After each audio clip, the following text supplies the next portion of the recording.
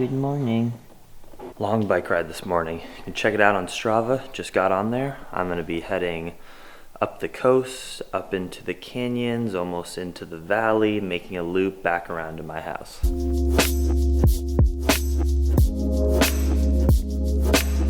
Alright, I've been coming up the Pacific Coast Highway north for about 20 minutes. I'm finally at Topanga Canyon, and I am going up Topanga Canyon, so here's where the ride takes a bit of a turn.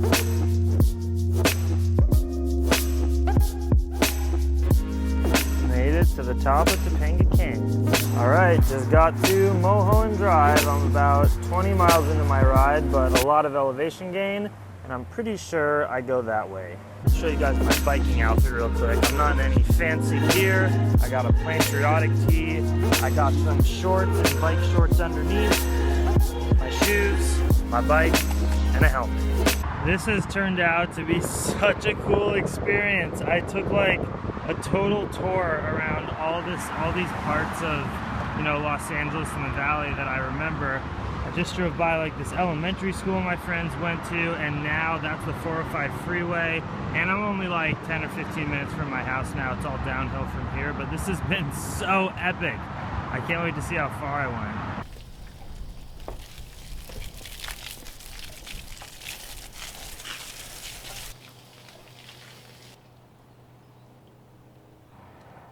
That was such an epic experience. I went a total of 35 miles over 3,000 feet of elevation gain. Like, that stretch of dirt road was just like, it's not the best bike for it. My tires were pumped a little bit too hard for that, but it was just like in the mountains with no cars. I feel so good. It's also like bringing me back to the days when I would do this all the time. It's been a few years, and I'm just like totally about it now. It's amazing. Oh my god, I gotta eat so much today now.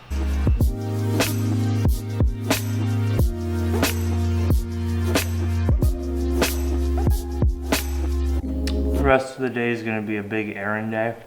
I have to go, unfortunately, get some mice to feed my snake. Maybe we can have a discussion about that.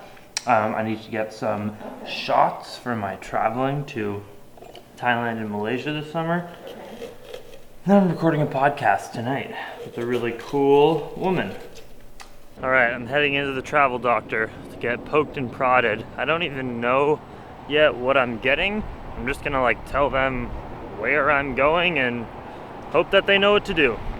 I'm obviously gonna get as few shots as possible and also take as few medications as possible. In fact, I don't think I really need to take any medication, but at the same time, I am traveling through sketchy parts of rural Malaysia, so I may want some malaria meds in case something happens. We'll see.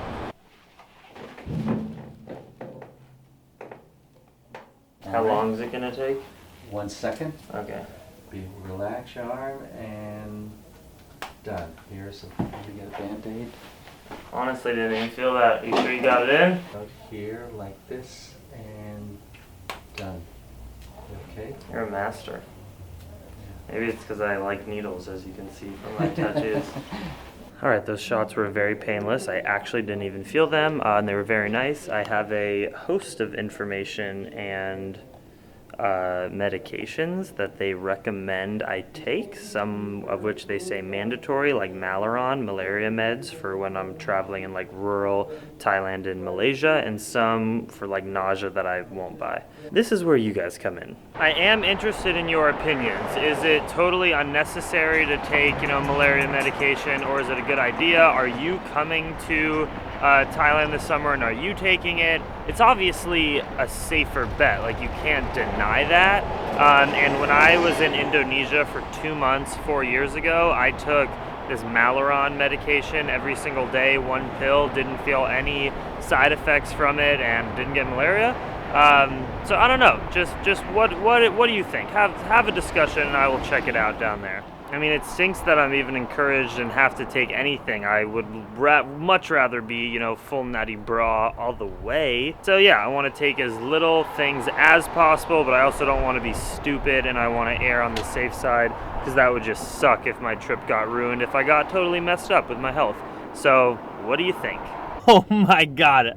I swear to God, whatever on my life, I'm here at this red light, and there are a bunch of cops and a motorcade coming through, and then there's a black car, and I'm at the front of it. They just came through, and in totally untinted windows is Bernie Sanders on the phone, chilling, just talking. I should have had my camera out. I could have totally filmed it. I am right now, I'm 50 feet. I was just 20 feet from Bernie Sanders.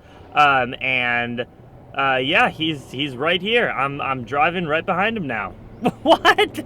That was not just the coolest part of my day, that's probably the coolest part of my 2016.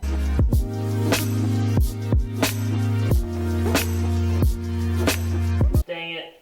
This is the annoying part about having all this bedding. I have no idea where Bill is. You serious? Bill. No clue. Is that him? There he is. Oh! Ow! She is, I mean. Hey, Billy. Hi. You hungry? So, to be honest, her lump looks either the same size or just a little slightly bigger. Maybe it's because I haven't seen it. It also looks like it's traveled up her body a bit, and it's actually not in the same spot. That's kind of interesting. But she looks fine, which is good. She hasn't eaten in many, many months. This is like the end of her hibernation, I guess, when she fasts, usually for up to sometimes 7, 8, 9 months a year. And hopefully she's hungry. Yeah, it's the sucky part of taking the responsibility of owning a reptile that eats animal products. I will never do it again in my life, for sure, but if you're new to my channel, I got her for my 9th birthday in 2001. She's been with me for 14 and a half years of my life, and I'm going to continue providing a safe place for her until she passes. And she has what the vets say is a cancerous tumor that was diagnosed probably about 4 or 5 months ago that seems to not be growing that much, and she seems totally fine. So we'll see if she eats. And I feed her live mice as a vegan, which is a real bummer.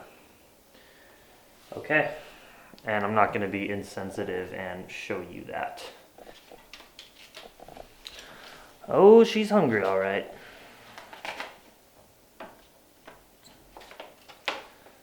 That mouse is going down. So Bill is in the process of, I'm just going to be transparent about this because you ask me about it all the time. She bites the live mouse, which is this mouse like that big, and then she coils her body around it and constricts it until I guess it passes out and dies. And then once it's dead, she just scarfs it down in one bite. Oh gosh. And here's why, from a vegan perspective, it is just not ethical to own carnivorous reptiles or even adopt them, because to a vegan like myself, one life of a mouse is equal in importance to one life of your pet snake that you've even had for 15 years. And because I own one snake, I have to feed her dozens and dozens of mice per year, so I'm taking away all of those lives to keep one of them for my own enjoyment and pleasure. You know, she's not a part of the natural ecosystem of life. She lives in a tank. So, you know, snakes eating mice and birds and stuff in the wild is totally fine. It's a part of a balanced ecosystem. That's the circle of life. But what's happening right here in that bag right now is not the circle of life. We bred these mice into the world who feel emotions and feel pain so that I could kill them by feeding them to my snake that I enjoy having.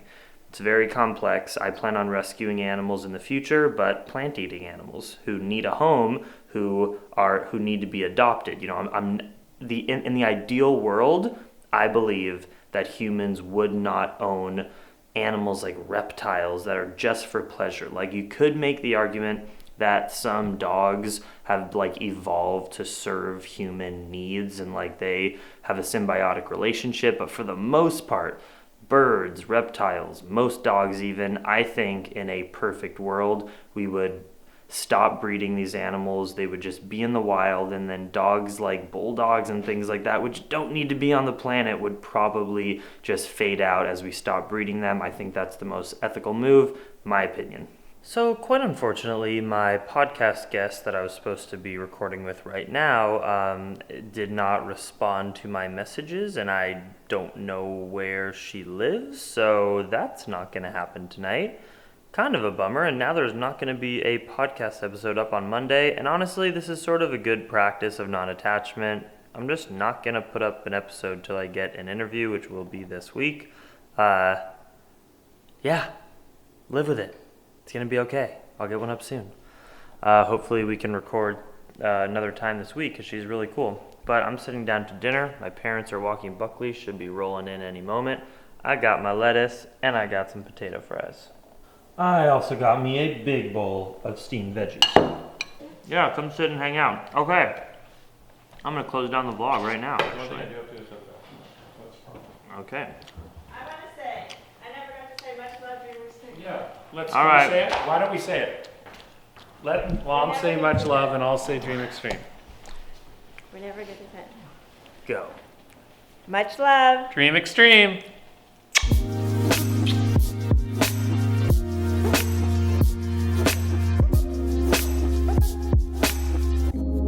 You're tuned into Sam Kofa.